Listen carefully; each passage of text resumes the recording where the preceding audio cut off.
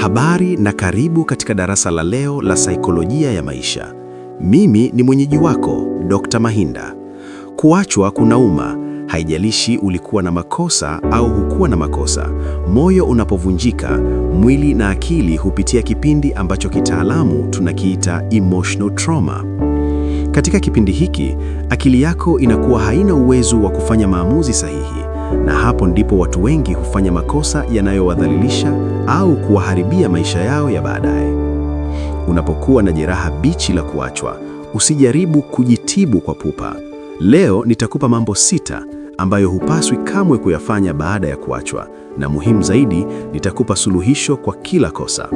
Kaa nami mpaka mwisho, maana jambo la 6 ndilo litakalokuinua tena. 1.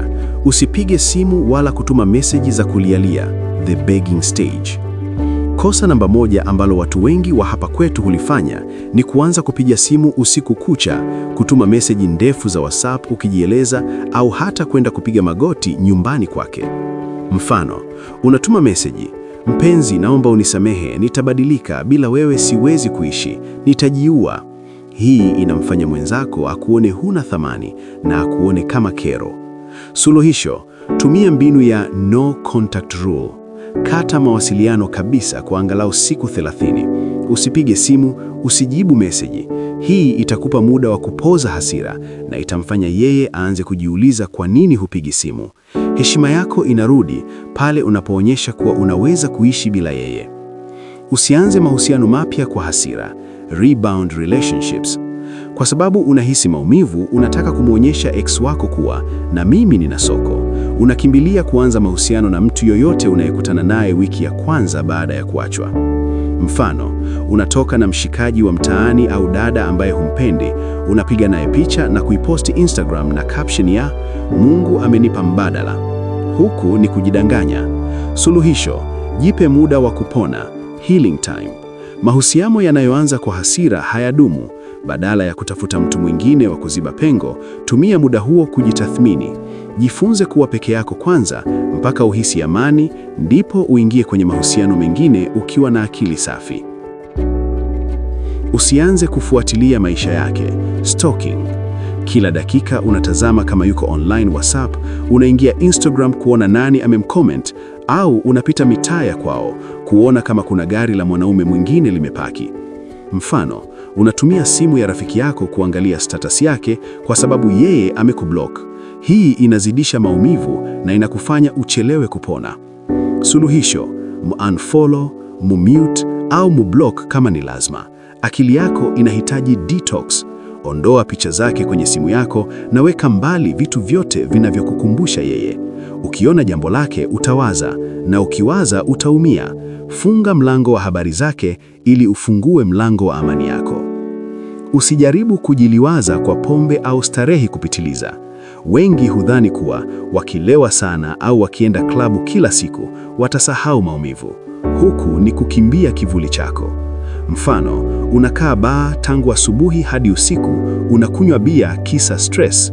Ukiamka asubuhi, maumivu yako pale pale, na unaongeza na maumivu ya kichwa, hangover, na kupoteza hela.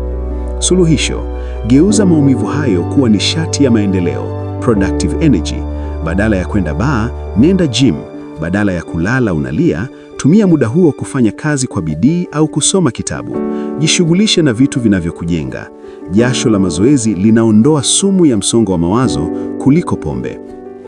5. Usianze kumsema vibaya au kusambaza siri zake.